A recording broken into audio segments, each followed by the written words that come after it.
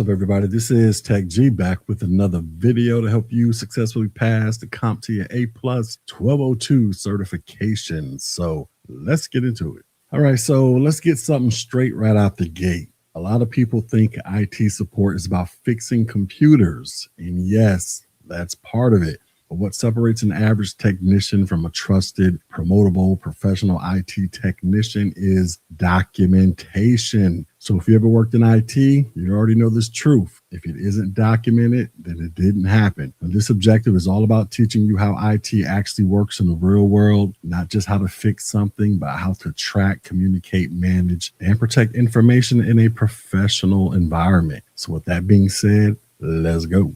All right, so let's start off with talking about exactly why does documentation matter. So imagine this scenario. A user calls the help desk because their computer will not turn on. You troubleshoot it, you swap the power supply, and you get them back to work, and you think the problem is resolved. Now, fast forward 3 months, that same computer fails again. A different technician works the ticket, and there's no record of the previous power supply management. So now time has been wasted, money is wasted, the user is frustrated, and management starts asking questions. Well, that is what poor documentation does, because good documentation, this saves time, it prevents repeated mistakes, it protects the company legally, it makes you look professional, and it makes promotions possible. Now, understand that CompTIA is not testing your ability to type notes. They're testing whether you understand how IT teams stay organized, accountable, and efficient. All right, so let's move on to talk about ticketing systems. So if IT were a hospital, the ticketing system would be the patient chart, because everything starts here. A ticketing system is used to log, track, update, and resolve support issues. And whether you're working at a small company or a Fortune 500 enterprise, you will use one. And some popular examples include a company called ServiceNow. You got Jira Service Management, Zendesk, Freshservice, and Spiceworks. But the specific software does not matter for the exam. What does matter is what information goes into a ticket. And the first bit of information is the user information. So who is experiencing the problem? Because every ticket starts with the user, and at a minimum, proper documentation includes the user's name, their username or employee ID, the department they work in, some type of contact information, and their location information. Now, why is this important? Because IT support isn't just about fixing things. It's about fixing things for people. And user information, this helps you verify identity, prioritize critical roles, understand the business impact, and route tickets correctly. Now, on the exam, you want to expect scenarios where missing user information slows down resolution or can cause miscommunications. Another piece of information is device information. So exactly which device is affected. So proper documentation, this should include the device type, an asset tag or ID number, the make and model, the operating system, and the IP address or host name. Now, this is critical because some issues are device specific. You have some type of warranties that may apply, or configuration differences will matter, and replacement decisions will depend upon this information. Now, from an A+ perspective, just understand that device documentation, this ties directly into asset management, which we'll cover shortly. You also need a description of the issue. Now, this is where many new technicians struggle, because a bad issue looks like my computer is broken. Well, a good issue description, it looks like this. The user reports system powers on but displays no video output. The fans spin, the power LED is on. There's no post beeps heard. That is a good description. And the reason why is because clear descriptions, they reduce guesswork. They help other technicians jump in, they can speed up escalation, and they can improve first call resolution rates. Now, understand that CompTIA expects you to understand that clear, concise written communication. This is a technical skill and not a soft skill. You got categories. So ticket categories, they can help IT teams stay organized. Some examples include you got hardware, software, network security, account access, email, and printer issues. And why does any of this matter? Because categories, they can improve reporting, help spot recurring issues, and route tickets automatically, in addition to helping management allocate resources. Now, for the exam, just understand that categories are about classification, not urgency. Then we have severity. And severity, this answers one key question. How much is this impacting the business? So typical severity levels might include low, you got medium, you got high, and you got critical. And severity, this can affect response times, escalation, and SLA requirements. Now, this is where CompTIA wants you to think beyond the individual user and consider business impact. And then there's escalation levels. So not every technician knows every single thing, and that is okay. And escalation levels, they define when a ticket moves to tier 2 or tier 3, when specialists are involved, or when management has to get notified. And good documentation, this ensures that the next technician doesn't start from scratch and previous troubleshooting steps are visible and time is not wasted repeating work. Now, as far as the exam is concerned, you need to expect scenarios where proper escalation will depend upon accurate documentation.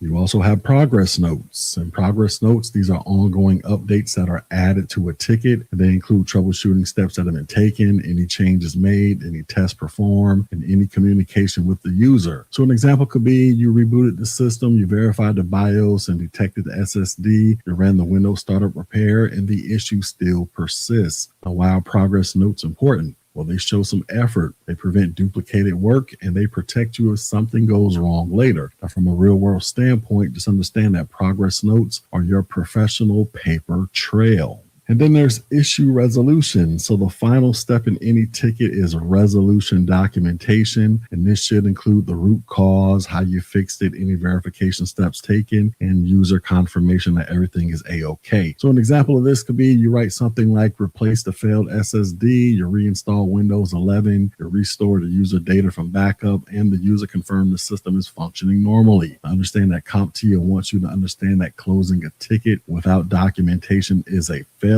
even if you fix the issue. All right, so let's move on and talk about asset management. So asset management, this is about tracking hardware, software, and resources throughout their life cycle. And as it relates to IT, if you don't know what you own, then you can possibly overspend. You can have undersecured devices, you can fail audits, and you can possibly increase downtime.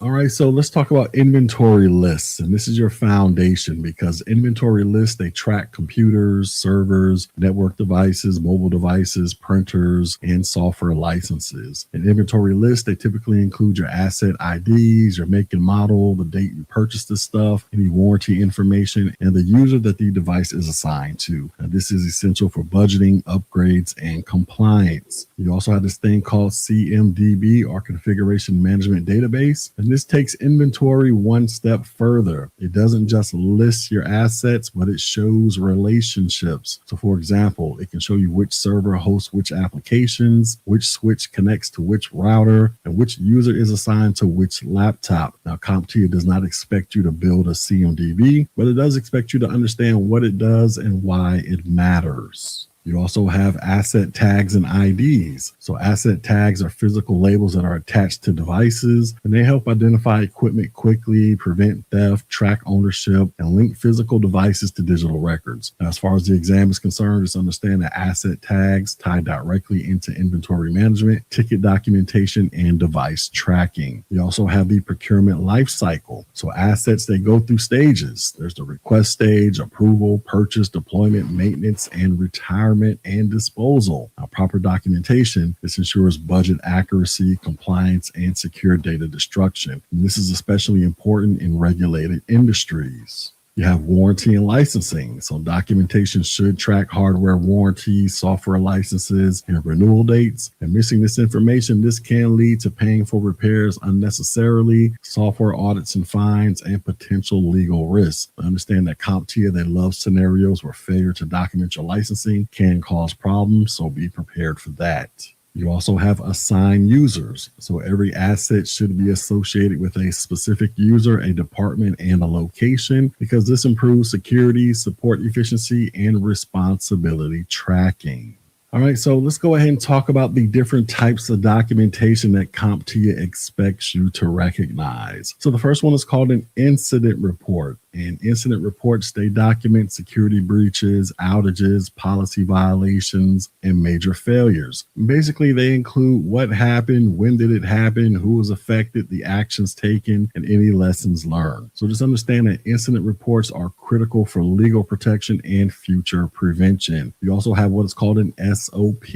And these are step-by-step instructions for common tasks. And examples could be software installation procedures, password reset processes, and backup verification steps. Understand that A+ specifically mentions custom software installation procedures, which ensure consistency across systems. You also have new user and onboarding checklists. So onboarding documentation, this ensures that new hires get user accounts, email access, required software, they get assigned a device, and they get some type of security training, because all of this can reduce mistakes and speed up productivity. You also have user offboarding checklists, and offboarding is just as important as onboarding, because proper documentation, this ensures that accounts are disabled, devices are returned, data is secured, and access is revoked. And this is a huge security topic for the exam. Then there's the service level agreement. So SLAs, they define expectations. Internal SLAs apply within the organization, and external SLAs apply to third-party vendors. And basically, they define response times, resolution times, and escalation paths. So when it comes to the exam, just understand that CompTIA wants you to comprehend that SLAs, they rely heavily on accurate documentation. And then you have knowledge-based articles, and they contain how-to guides, FAQs, and troubleshooting steps. And these things can help reduce ticket volume, improve self-service, and standardize solutions, because good documentation today becomes a knowledge-based article tomorrow.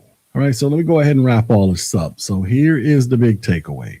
Documentation is not busy work. It is not optional, and it is not something that is extra for you to do. Documentation is IT support, and the CompTIA exam is testing whether you understand that tickets tell the story, assets tell the inventory, documents protect the business, and clear communication builds trust. So remember, good technicians, they fix problems. Great technicians, they document them so they don't happen again. And with all that being said, let's do some check on learning. So our first question is, a technician resolves a user's issue, but fails to document the troubleshooting steps and final fix in the ticketing system. Later, the issue occurs again and must be investigated from scratch. Which best practice was not followed? Is it asset tagging? Is it clear, concise written communication, proper escalation procedures, or severity classification?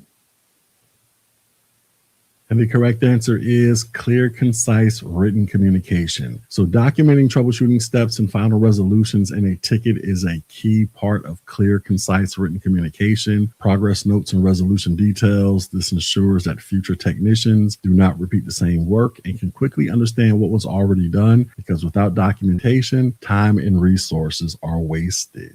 Next question.